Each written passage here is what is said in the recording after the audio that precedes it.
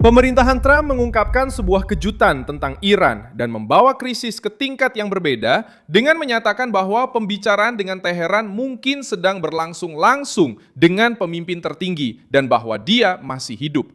Pada 3 Juni 2026, Gedung Putih muncul dan menunjukkan bahwa rezim Iran tidak berada dalam posisi kuat, melainkan tertekan dari dalam, dari luar, di laut, dalam ekonomi, dan bahkan dalam kepemimpinan politiknya sendiri. Marco Rubio menegaskan kembali pandangan ini di Kongres Amerika Serikat dengan mengatakan bahwa pemimpin tertinggi Iran, Mojtaba Khamenei, masih hidup dan semakin terlibat dalam pengambilan keputusan. Pada saat yang sama, Iran mulai menerima pembicaraan mengenai poin-poin dalam program nuklir yang sebelumnya bahkan mereka tolak untuk dibahas. Trump berbicara tentang kesepakatan dengan cara apapun, dan disitulah situasinya menjadi sulit. Apa yang coba disembunyikan Teheran? Mengapa Trump berbicara sekarang? Bagaimana rezim akan bereaksi? Saya akan segera memberitahu Anda semua itu. Jika Anda menyukai konten yang langsung dan tanpa basa-basi seperti ini, pertimbangkan untuk berlangganan karena di sini ada video seperti ini setiap hari.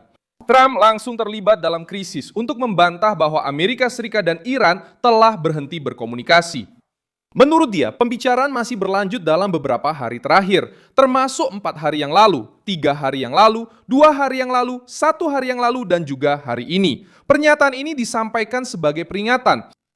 Gedung Putih ingin menunjukkan bahwa mereka masih mengendalikan laju tekanan.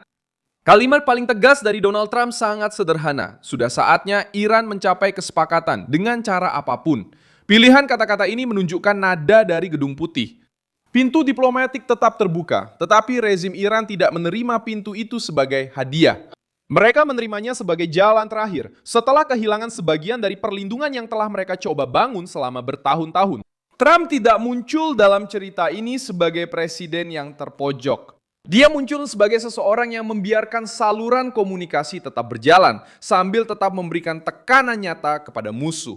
Marco Rubio melengkapi gambaran tersebut di Senat Amerika Serikat. Dia menjelaskan bahwa Iran telah berusaha membangun perisai konvensional untuk melindungi proyek nuklirnya.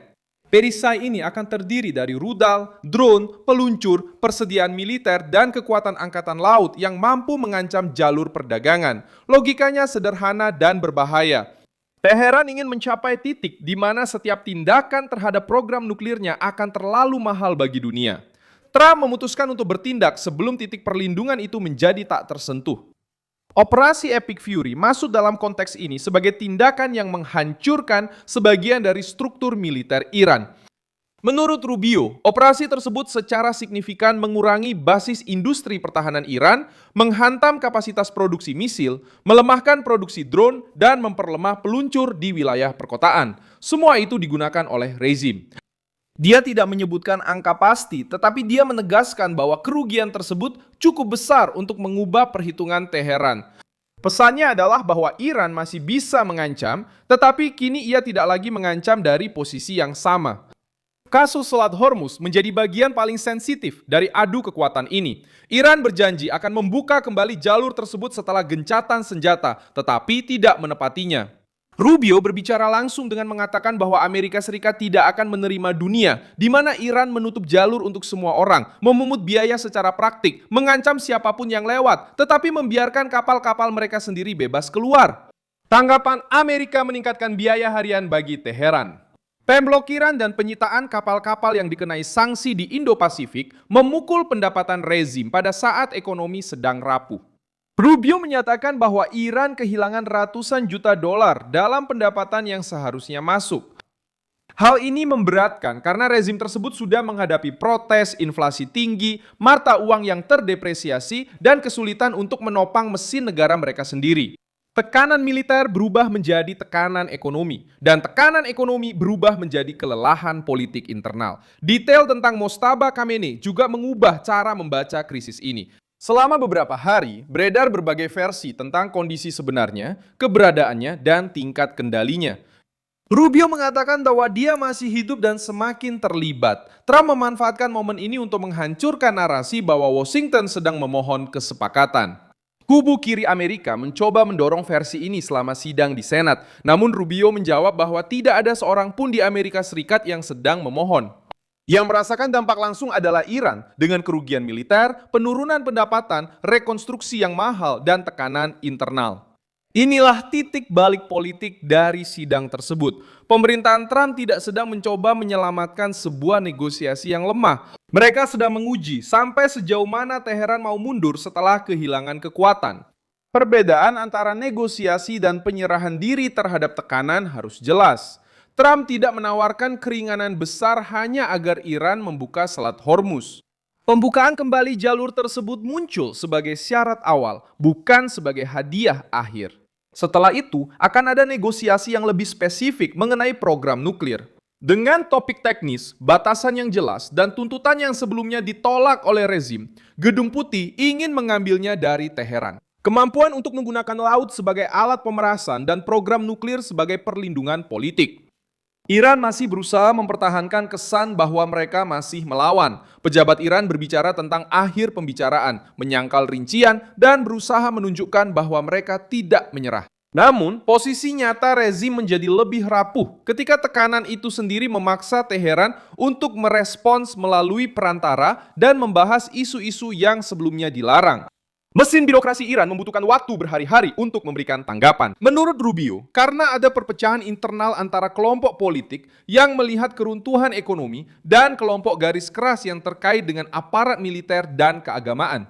Perpecahan ini adalah salah satu kelemahan terbesar yang diungkapkan oleh Trump dan Rubio. Jika hanya bergantung pada politisi Iran yang harus menghadapi inflasi, gejolak di jalanan dan keuangan negara, kesepakatan itu mungkin bisa tercapai lebih cepat. Masalahnya ada pada kelompok paling radikal dalam rezim yang ingin tetap mempertahankan sikap konfrontatif meskipun angkatan laut mereka terkena dampak, pendapatan terhambat, dan infrastruktur militer rusak. Trump memaksa terjadinya perpecahan itu secara langsung. Atau Teheran mau bernegosiasi dengan serius, atau mereka harus menanggung krisis yang menguras uang, stabilitas, dan kekuasaan. Dampak internasional juga merugikan Iran. Pada kenyataannya, tidak ada kekuatan besar yang ingin Selat Hormuz ditutup. Tiongkok, Rusia, Eropa, pasar energi, dan para eksportir bergantung pada jalur yang terbuka. Hal ini membuat Teheran terisolasi dalam isu yang mempengaruhi keuangan banyak orang. Donald Trump memahami hal ini dan membuat Iran menghadapi biaya yang terus meningkat setiap hari. Gedung Putih sekarang bekerja dengan dua pendekatan sekaligus. Yang pertama adalah mempertahankan blokade dan tekanan ekonomi. Yang kedua adalah menguji negosiasi nuklir yang lebih mendalam, tanpa mengulangi kesepakatan longgar yang memberi waktu bagi rezim untuk mengulur waktu. Trump menginginkan hasil yang dapat diterima bagi Amerika Serikat. Bagi Senat, itu berarti janji sederhana dari Iran saja tidak cukup. Rezim harus memberikan sesuatu yang dapat diverifikasi. Langkah selanjutnya tergantung pada pembukaan nyata Selat Hormuz dan tanggapan dari komando Iran terhadap persyaratan Amerika. Jika Teheran membuka jalur tersebut, pembicaraan dapat berlanjut ke poin-poin spesifik dari program nuklir. Jika terus menutup jalur tersebut atau menggunakan ancaman terhadap kapal-kapal komersial, tekanan Amerika cenderung akan terus berlanjut di laut melalui sanksi dan penahanan militer. Trump sudah memperingatkan bahwa kesepakatan harus tercapai dengan cara apapun, dan kalimat ini menjadi inti dari krisis tersebut.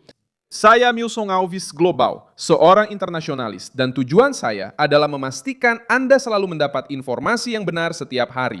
Tautan berita ada di deskripsi video. Beri like pada video ini, subscribe ke channel, dan di akhir lihat komentar agar Anda bisa lebih terlibat dengan komunitas Milson Alves.